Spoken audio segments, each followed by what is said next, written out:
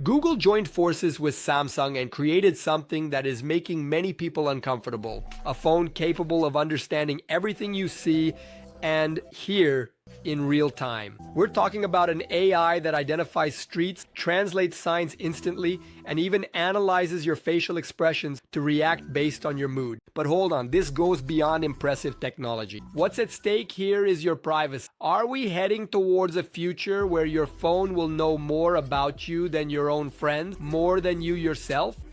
And as small creators, are they being swallowed by an AI that delivers everything without anyone needing to click on their sites? The answer to these questions might change the way you view your phone from today onwards. Oh, and now comes that awkward moment. I need to ask you to subscribe to the channel, leave a like. I know, I also hate doing this, but if I don't say it, you watch, enjoy, and disappear. So here's the deal. Those who don't subscribe will be doomed to have Google's AI correcting their WhatsApp messages forever. But with those bad corrections, and no one deserves to go through that. So I'll give you 3 seconds for you to subscribe to the channel and hit the like button. Let's go. Done? Great. Have you ever thought about pointing your phone's camera at anything around you? And it simply tells you what it's seeing, like a personal assistant? Well, that's already starting to happen. It has already begun, in fact. But what comes behind this might surprise you. To start, you already know, comment. Down here, if you would let your phone access everything you're seeing and hearing 24 hours a day just to gain some conveniences in daily life. Does that scare you? Or does it seem like the next natural step in technology? I really want to know your opinion. Comment down below. Google has started to release the so-called Astra project in Gemini Live. The idea is to allow the phone to interpret in real time everything you are seeing or hearing. It works like Iron Man's Jarvis in your pocket. And the most curious thing is that it is already arriving in models like Google's Pixel 9 and Samsung's Galaxy S25. The experience is being released at no additional cost, at least for now, to owners of these devices. You point the camera and Gemini identifies everything from how many fingers you are showing to the name of the street your car is passing. In fact, I have a video here on the channel about this technology, but in the chat GPT, it has been working for a few months now. Google's system takes a kind of snapshot at the moment of the question and responds based on it. If you keep moving, it doesn't update. That's why many people are comparing the feature to a kind of intelligent scanner, not a continuous camera. Of course, this is just the beginning. And if OpenAI from ChatGPT has already launched this and it's working, obviously, Google's next step is to copy it, to do something similar. But that's not all the technology does. The screen sharing feature has also gained a new dimension. Just activate the Gemini app and the artificial intelligence starts analyzing what's on your screen. It could be an article, an online store, a chart. The feedback is immediate. And the best part is you can switch between the camera and the screen content, creating a hybrid experience but with an important detail. When you lock the phone or pause, the camera automatically deactivates. Security was not left out. In fact, if you're the type who likes to make money with technology, here's a heads up. In my monetization mentorship, Master of Artificial Intelligence, I teach how to turn tools like this into real sources of income. I show how to use AI to create products, scale businesses, and earn more, whether through content or solutions for company. It's a straightforward step-by-step guide for those who want to master this revolution without any fuss. If you want, help me out. I'll leave the link in the video description and pinned in the first comment, okay?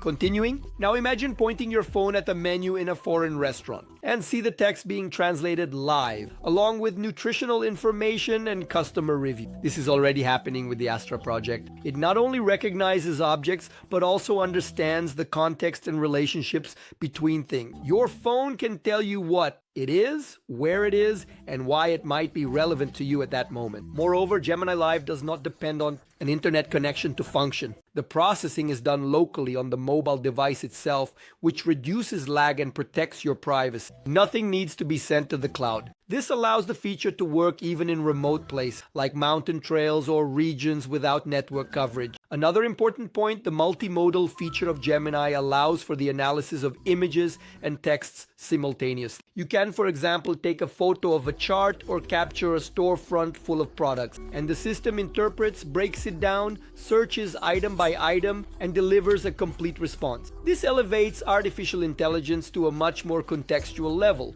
closer to a personal assistant. The power of the Astra project lies precisely in this integration between image and contextual interpretation. You point the camera at a bookshelf, for example, and the system identifies the titles, provides reviews, purchase links, and even suggests where to start reading. In other words, besides seeing, it understands and interacts with you, as if it were a true guide. Internally, Google is also dealing with delicate issues. The DeepMind division has been criticized for imposing non-compete agreements in the UK, preventing its experts from moving to rival companies such as OpenAI or Microsoft for up to a year. This limits the movement of talent and has caused discomfort behind the scenes in the race for AI supremacy. Returning to Google, this move is shaking up the market. The tool also already allows interactions with images and text at the same time. You can send a photo of a complicated chart and receive detailed explanations, or show a sneaker and ask for similar models with price and purchase. The AI divides the image into pieces and conducts separate searches,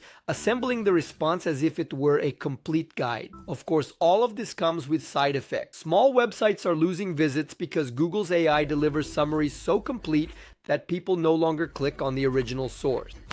Moreover, there have already been reports of incorrect suggestions and even dangerous recommendations. The Gemini 2.5 Pro, the new version of Google's AI model, has already entered public testing with reduced prices to attract developers. The charge is based on tokens. What are tokens? Small pieces of text or image processed by artificial intelligence. This allows for a larger scale, keeping the cost lower than competitors such as Cloud 3.7 from Anthropic or models from OpenAI. The goal is to make the ecosystem more accessible. The race between Google, Apple, OpenAI, and others never stops. The Gemini 2.5 Pro model is already being tested by developers with more affordable prices to attract those who want to enter this world. Meanwhile, DeepMind, Google's advanced arm, admitted that the misuse of AI can bring serious risks. And if one of the biggest names in the industry is saying this, it's worth paying close attention. If you have a Samsung Galaxy S25 or a Google Pixel 9, you can already try out the new feature. You might encounter some limitations, but what is emerging now is just the beginning,